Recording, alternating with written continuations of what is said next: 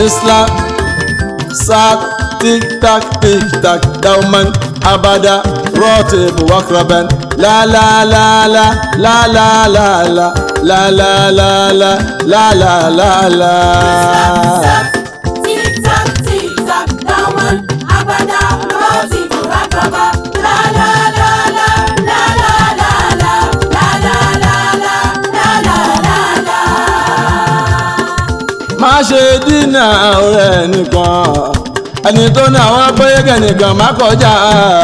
ibi àwọn ẹ̀dẹ́ yẹn lágbára ti pín. Salamu alaikum wa rahmatullah.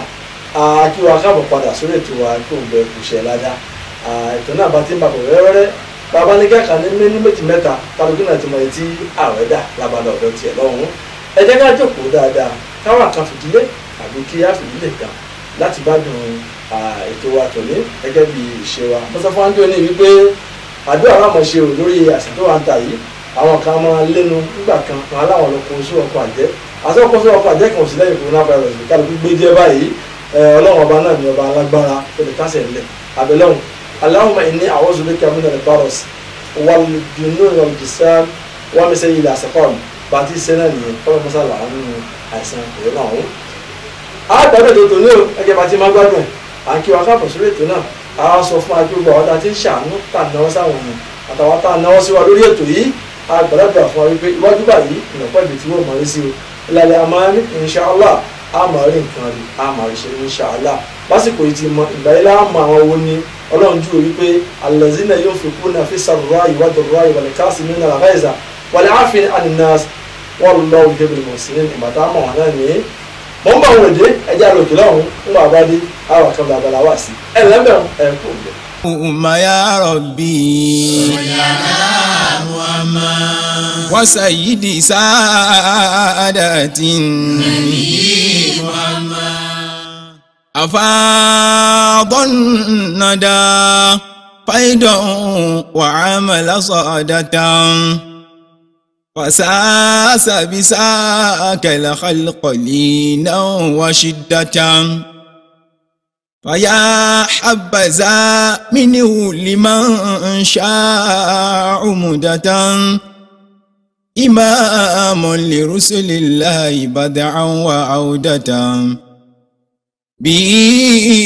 يؤتم ذكر الجميل ويبدأ أليس الذي حاس المفاخر والأولى بما نص من إهاء الكتاب وما تلا وأنا يدانا في المكان الذي ائتلى أتم لوراجاء وأبهرهم حلا لو المدح يجلى والشفاعة تخبه حوى كل مجد للوراء وجلالة وجاء بها آيات محتمة. tọ́ àkíwà káàbọ̀ ẹ jẹ́ kí a jọ gbádùn wá sí tí à ń bá bọ̀ tí àwọn stars wa ọkọ̀ ẹlẹ́ẹ̀mẹ́ta tí wọ́n ṣe fún ààbọ̀ lórí ọ̀rọ̀ ojúṣe aláwọ̀ ẹ rí i pé ibi ìgbàlábádé lábẹ́ ní pé a kò máa pàdé yòókù náà ní ọjà gbọ́ bí wọ́n fẹ́ bẹ̀rẹ̀ kúnlẹ̀ sí tí ó ṣàǹfààní fẹ́mi àti ẹ̀ lẹ́mbẹ̀rún ẹ̀ kúrò. nínú oṣù tá a wà ń bẹ̀ yìí oṣù Ramadan ó ń lọ náà díẹ̀díẹ̀ nìyí wọ́n máa yá mi kí lọ́ọ́ fi ní oṣù náà sí àsìkò túbá ni o àsìkò téèyàn adájọ́ síwájú ọlọ́ọ̀ni nínú kára náwó sí tọ́lọ̀ mùsùlùmí ẹ dákun tó padà síbẹ̀ ẹ jẹ́ àrọ̀ràn wa lọ́wọ́ ẹ dákun gbogbo wa là á jẹ màálù àmọ́ gbogbo wa kọ́ là á kọbẹ̀ lọ́wọ́ gbogbo wa lọ́wọ́ ìka wa bí ó ṣe dọ́gba bẹ́ẹ̀ ni ẹ̀dá tó náà ń dá wa ó fi wá ṣàdánwò fúnra wa ni kẹ́ni ó kúrú kó rẹ ẹni tó ga lọ́wọ́ ẹni tó ga náà kó rẹ ẹni tó kúrú lọ́wọ́ ẹni tó wọ́n ń bẹ lọ́wọ́ ẹ̀ kó ṣàánú ẹni tí ò ní ẹni tó ní kó má máa wò pé bẹ́ẹ̀ ni ó máa lọ ọlọ́run fàálù ni lè máa yọrí tó bá wù ní máa ṣe èyí tí ó pa wá lẹ́kùn ní kọ́nà má dà fún wa lára èyí táwa abẹ ọlọ́run inú tí aláwẹ̀ wa gbọ́dọ̀ máa ṣe ìwọ ọmọ ìyá mi gbogbo aláwẹ̀ tí ń bá ń gbé àwẹ̀ àdìsí kan tá a gbà wá látọ̀dọ̀ ọ̀kan náà àwọn sàábì òjíṣẹ́ Muhammad ó ní ọlọ́run ànábì sọ fún wa wípé ma lam yada qawla zuri wala amal bihi fa laysa lillahi haja illa an yada ta'amuhu wa sharabuhu. ẹni bẹ́ẹ̀ òjíṣẹ́ ńlá Muhammad ó pè wá lákèésí gbogbo ẹ̀dá tí ń bá ń gbààwẹ̀ káfa hàn pàtẹ yẹn jẹ́ ọ̀tọ̀ ni mọ́tò ẹni tí ń pààyàn pẹ̀lú ìbọn ọ̀tọ̀ lẹni tó gún yẹn lọ́bẹ àwọn kẹ́lẹ́ wọn ń bẹ wọn ò mú ba lọ́wọ́ wọn ò sì mú bẹ lọ́wọ́ àmọ́ ahọ́n tí ń bẹ lẹ́nu wọn yìí jàmá wọn lè fi bàtẹ yẹn wọn lè pààyàn sáyè mùsùlùmí yìí ṣe bẹ́ẹ̀ o ọba jẹ́ àfa tọ́ni wọn láì gbogbo táwọn bá ti sọ asọ́gbé nìyẹn bàbá ni yóò bàjẹ́ fún náà ni ọ̀sẹ̀ ni ọlọ́run ọ̀sìn àzọ́bìnrin náà tọ́lọ́run dúwe fún wa gbogbo owó tó ń bá ti ń fa hàn bá tèèyàn jẹ́ ọjọ́ bẹ̀rẹ̀ ni ọ̀wà mọ́sálásí àsàlátù ọ̀já nínú àsàlátù èyíkéyìí tó wù kọ́ wà nínú ìjọ ọba dá àsàlátù ọ̀rọ̀ lọ́rùn lẹ́jọ́ máa jí sọ bọ́ọ̀sì fẹ́nu bá ọwà lọ́fíìsì ọ̀n fa hàn kọ̀ndẹ́mù àwọn èèyàn ń bá tí wọ́n jẹ́ ọba jẹ́ bẹ́ẹ̀ tó sì ń gbá wẹ̀ ànábìjì oyè wa wípé gbogbo ẹ tí ò bá jáwọ́ ní kàbùtẹ̀ pèlè máa ń yà fàlẹ́sàlélàyé hajatun ọ̀rọ̀ ẹni bẹ́ẹ̀ kọ́ àwọn ẹ̀tẹ́ni bẹ́ẹ̀ ń gbà kó kan náà anábìnrin tó kàjọ ni pé lá àyíyáda á tààmàbò ẹni bẹ́ẹ̀ kò kàjẹ́ lọ́sàn-án ni o wá ṣàràbò kò sì mú kókó wá jẹ nga ìbáyá káwẹ̀ wọ́n mọ̀ wá jẹ́ àwẹ̀ lásán ọmọ ayá mi ìlànà Islam ó kọ gbogbo àwọn nǹkan tí ò dáa fún wa aláwẹ̀ kì í lọ gbé lúdò pé káwẹ̀ má bàa gòmí lúdò sínú tí Islam ní àmàlọ́ òjòkótì aláwẹ̀ kì í lọ wá gbé búlú fíìmù sí pé tí n bá ti ń wo àwẹ̀ níbòmí kódà kó bá kọ ọkọ ọ̀kéwú ọ̀ka Quran oṣù igá ni mùsùlùmí máa ń sọ kòkòrò wípé mi ò lọ lé kéwú abẹ́mi náà fẹ́ súnmọ́ àwọn afá abẹ́mi náà sì ka Quran mùsùlùmí lè ní lágbàáyé aláìmọ̀kan wa ló pọ̀ jù náà lànàbí fi ń júwe fún wa pé al-musalluna kathirun wal-muqimuna qalilun àwọn tí ń kírun pọ̀ ni akapọ̀ wípé bàbá èso àní ẹ̀sìn òye wa wal-muqimin àwọn ẹni tí ń gbé dúró bá nẹ́bí ṣe gbé wá qalilun èèyàn díẹ̀ ni wá wọ́n máa yára mi kọ́ máa wà nínú ẹni tí ó padà wá múlẹ̀ mófo ó bá dọjá kìámà jẹ́ àparí dání sìn gbogbo tó lè bàbá láwọ̀ ẹ̀jẹ̀ àṣà fún jàǹbá ṣíṣe mẹ́tẹ̀ẹ̀ni ọ̀tẹ̀ kájọ ṣe mẹ́tẹ̀ẹ̀ni kàtà níbi kan tátọ́ wá dé kọ̀ọ̀kọ̀ kátó lọ ṣe mí àkọ́ iṣẹ́ mùsùlùmí gidi bàbá ń sọ̀rọ̀ èèyàn méjì ntọ́ ní ilé sọ lójú ọmọlàkejì ẹ ọ̀ ń sọ lẹ́yìn ẹ̀ wọ̀ ẹni bẹ́ẹ̀ inú àwẹ̀ máa kíyèsí àwẹ̀ tí ń láàyè àwẹ̀ tí ń bàjẹ́ káwọn wàá fi ibi panu lásán àwọn mùsùlùmí gbogbo ntọ́nà ń bá lọ́wọ́ fẹ́ ẹ̀jẹ̀ àjìnà sí gbọ́dọ̀ tí ó dáa má sọ̀sọ̀ mà yẹ gbogbo tó lè ba tẹ̀yẹ̀ jẹ́ má jẹ́ tọwọ́ ẹsẹ̀ lẹ̀ gbogbo wa pátá ojú àánú ọlọ́run là ń wá ọlọ́run wọlé oṣù tá a wọ oṣù àpọ́nlé ọlọ́run jà ṣe déédéé ojú àánú ọlọ́run ìwọ́tọ̀ wá jọ́kọ̀ láya nínú ilé máa tọ́jú àwọn fámìlì ẹ̀ tọ́jú ẹbí ẹ̀ má fi ebi pa fámìlì gbogbo tí ń bá ń bẹ lábẹ́ èèyàn lábẹ́ ẹ̀káwọ́ ẹ̀ má ti mọ́ fojú sọ́dọ̀ lórí lókè ìwọ náà nínú ilé ẹ̀ mójútó nínú ilé ẹ̀ mùsùlùmí aláàk as weak ọ̀pọ̀lọpọ̀ wa àmójútó ìyàwó wa nulẹ̀ responsibility wa ọ̀pọ̀lọpọ̀ ti gbé jùlẹ̀ lẹ̀ Islam ò sì fẹ́ kọ́ gbé jùlẹ̀ ìyàwó ẹ̀ gbọ́dọ̀ mójútó ọmọ tó bí ọ gbọ́dọ̀ mójútó bóò ni wọ́n ṣe ń jẹ bóò ni wọ́n ṣe ń mu gbogbo ọ̀nà táwọn ọmọ ìwòrì tí wọ́n fi jẹ́ ní Ọlọ́run tí wọ́n fi dé mùsùlùmí ìwọ ni wọ́n padà bí ìwọ ni wọ́n bí kárí mọ́ skul èdè ló lọ kọ́ èdè ní skul lílọ kíkà èdè lásán ni ẹ lọ kọ́ òmí ní pọ́ ní kọ́mọlẹ́kọ̀ọ́ mẹ́rin kó yanjú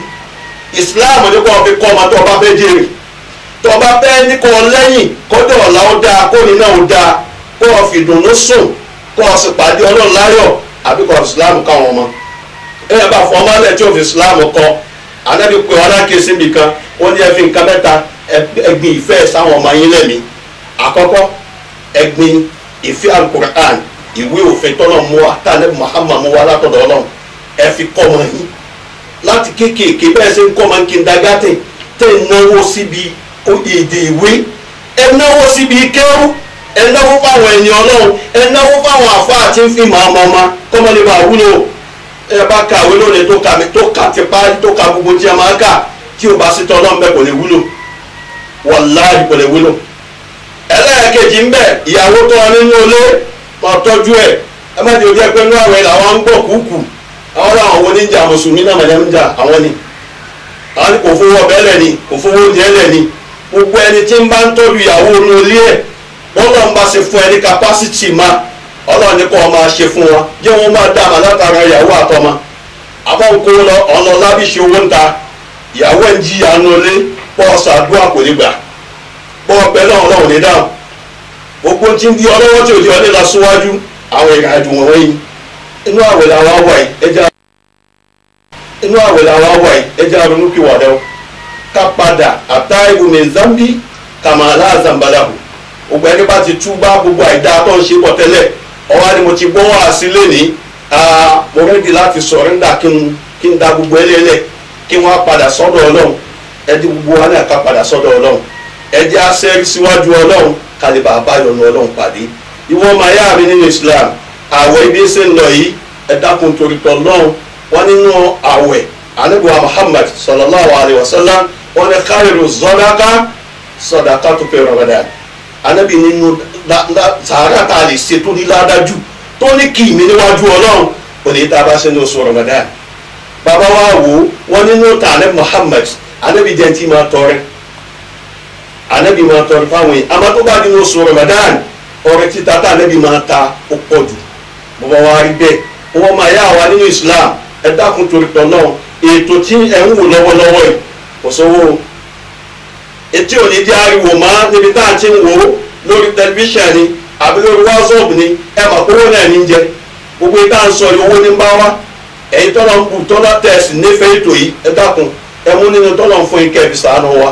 ọba tí sàánú ẹ̀dá ọlọ́run sàánú ẹ̀yin náà ọ̀nà tá ń gbé ani lọ́wọ́ ọlọ́run ní jí ó dí àánú ọlọ́run jí ó máa bá wa gbé Ramadan apilẹ̀ pẹ̀lú bismillah nínú ẹni tí ó ṣe pẹ̀lú alhamdulillah ọlọ́run kà wá kọ́nà wọn èyí tí wọ́n bẹ́ ń ta lágbàáyé yìí àdúrà la lè fi kojú ẹ̀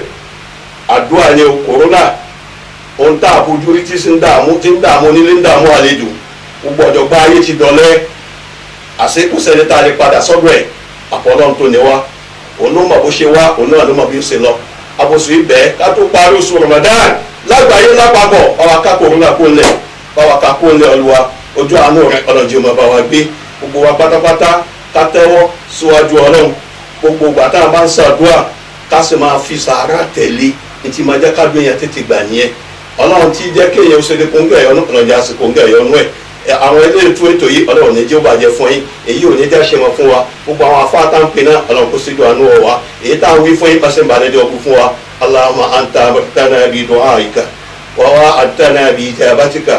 da'awnaka kama amartana fa'ajibna ya Allah kama wa'adtana innaka la tuliful mi'ada subhana rabbika rabbil izzati amma yasifun wa salamun ala mursalin walhamdulillah rabbil alamin. tó alhamdulillah a rí pé àdúgbò tí wọ́n parí wá sí ọ̀hún sí fún wa tó lè ṣe wá láǹfààní káwé tó dé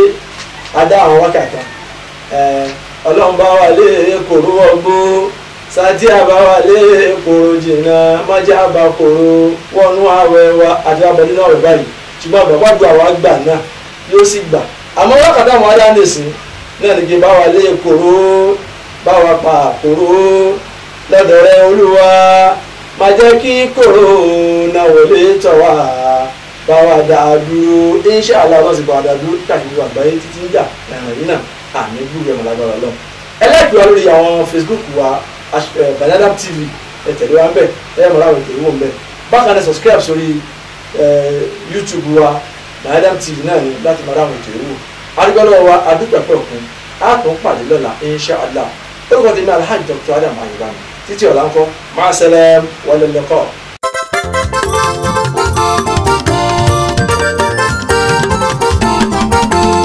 L'Islam saat tik tak dauman abada rotib wakraban la la la la la la la la la la la